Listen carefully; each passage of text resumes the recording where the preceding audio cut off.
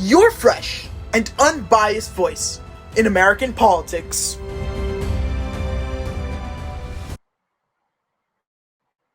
Hey guys, welcome to another video, Purple Political Talk here. And in today's video, I'm going to be showing you guys my final 2020 Electoral College Map prediction and locking in my prediction for the 2020 presidential race. And talk about who I think is going to win tonight, since this is being filmed on the morning of Election Day.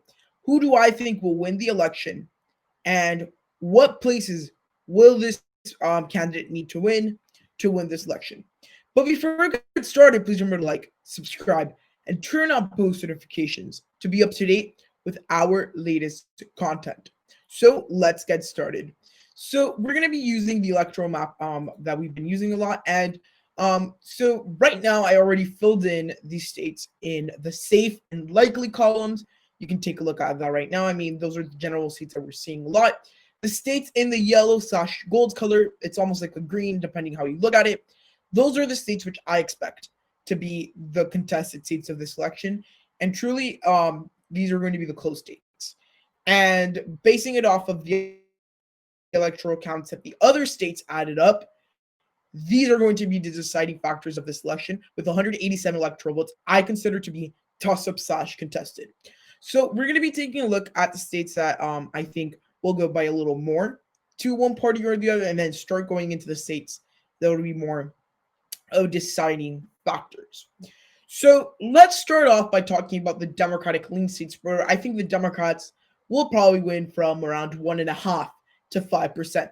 So right now, there's a couple of these states. Right now, I would say those are the states of Nevada. I think over the last couple of days, we've seen the election narrowed up a lot, and at this point, you could also say it's a statistical tie. I think the Democrats are going to win by those lean margins in Wisconsin, by the lean margins in Michigan. Taking a look at the early vote count, which is crucial for the Democrats to have high numbers going into some of the turnout that comes in from Election Day. They have lower turnout when it comes to these early voting. That's going to be a problem for them. And looking at this map, these are some of the places where they're leading by leading margins. And overall, this election will be decided by those tilt states. States that are going to be extremely, extremely close. Those are going to be deciding factors. I want to keep something else into mind. Popular vote counts. Joe Biden is almost striving, and he probably is going to win the popular vote by over 5%. However, the popular vote does not translate to a victory at the electoral college level. And I think we might be in for one of those scenarios again. So right now, this is where I think the Democrats would carry by lean states. Nevada, Donald Trump has been campaigning there. He's been narrowing things up. Biden's still leading in the polls considerably in the last polls, and more at a support way, looking at things and how voters are thinking. If you look at some of the interviews on the mainstream media today through CNN, MSNBC, Fox News, that have these election coverages all day long, we're seeing voters in Nevada. They're excited to vote for for President Trump, as well as I would say a little bit more for Biden. In the polls, you're seeing that being reflected. Wisconsin, Michigan, the polls are very big leads for the former vice president. There is the chance that Trump wins here in a very best case scenario. However, we're seeing currently, a very strong amount of support for the former vice president in those states. Going on to the states that I think the Republicans would win by lean margins, at this point, you have states like Texas, Georgia, Ohio.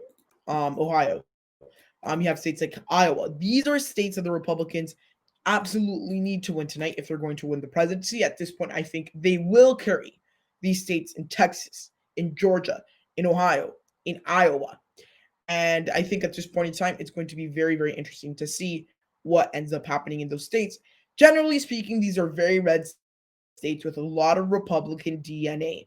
This Republican DNA will help them just because they already have this big base. The Democrats are running on. They need to have insanely high turnout to win this election.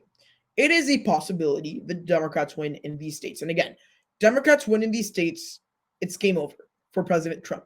But at this point, I think President Trump is winning here by around 1.5% in all these states. Probably the closest out of these group of states is probably going to be the state of Georgia. Probably going to go by like 1.5%. Furthest is probably going to be Texas around 3%, or maybe Ohio.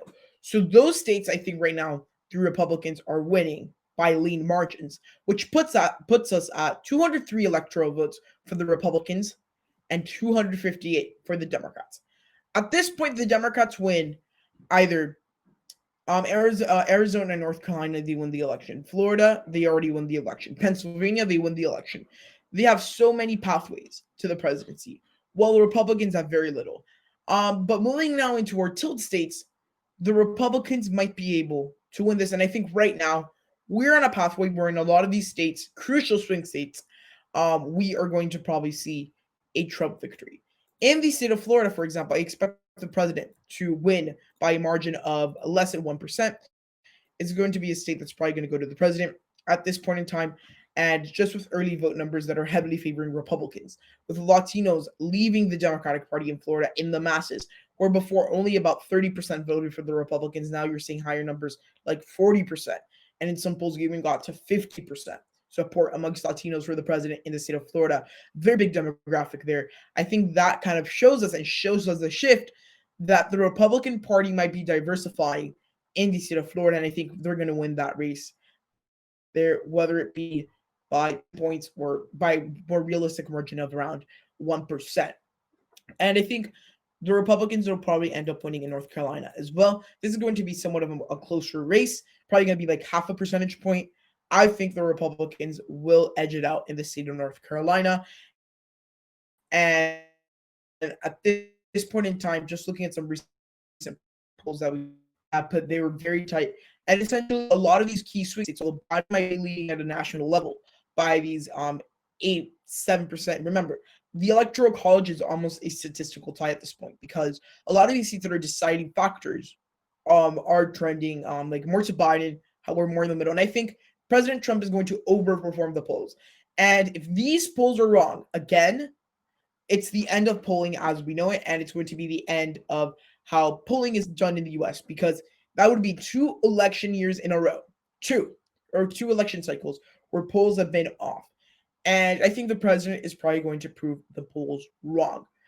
At this point in time, for the Democrats to win, they just need to get to at least one of these states and the 2 districts. For example, if they could win Arizona, Nebraska, or Maine, they have the election. It's theirs. However, let's start off with the 2 districts. Let's classify those right now. Currently, I think that President Trump is going to win in Maine narrowly by a small margin. And I think the president is probably going to end up edging out there. And I think we are in for a surprise election in a way. I think President Donald Trump has the capability of winning this election, which sounds surprising since he's so far behind in polling data. However, polling data is not worth anything anymore. I mean, and truly, we've seen reports of Trump supporters when they get called from the pollsters, they say they're voting for someone completely different. And with just the election night coverage that we're seeing, you're seeing the mainstream media start to pull back a little bit on those big leads. They're saying it's more like a statistical tie if you've been hearing the election day coverage today. So I think in Maine, we're going to see a Trump victory. In Nebraska, I think we might see a Biden victory, which would be very good for the former vice president, which puts us at a map of for the Republicans at 248 to the Democrats 259. So essentially, these 2 last states are deciding factors of the election. Most importantly, whoever wins Pennsylvania is more likely to become the next president of the United States. At this point, the state of Pennsylvania is very, very, very crucial when it comes to this presidential election. That is something that we definitely must understand.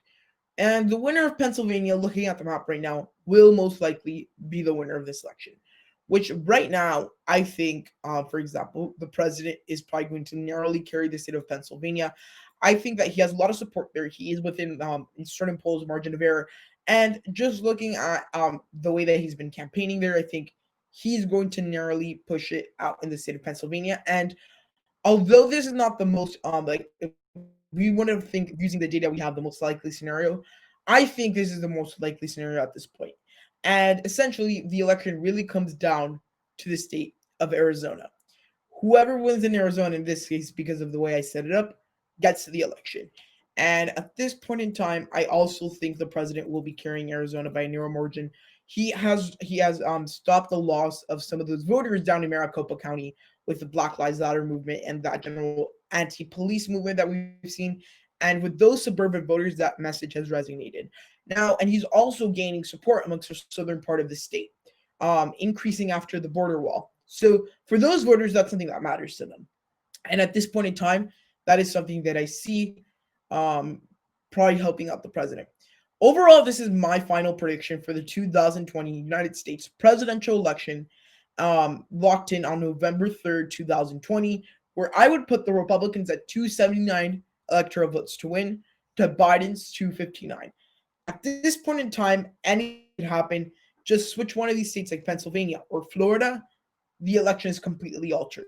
But with the data we have, looking at the support the candidates have and the changes in the graphics, I think this electoral map is what we're going to be looking at come tonight on election night. So guys, I hope you enjoyed the video. If so, please give it a huge thumbs up, like, subscribe, and turn on post notifications to be up to date with our latest content. Hope you enjoyed the video, and please remember to tune in to our election night coverage tonight here live on Purple Political Talk. Hope you enjoyed the video, and goodbye.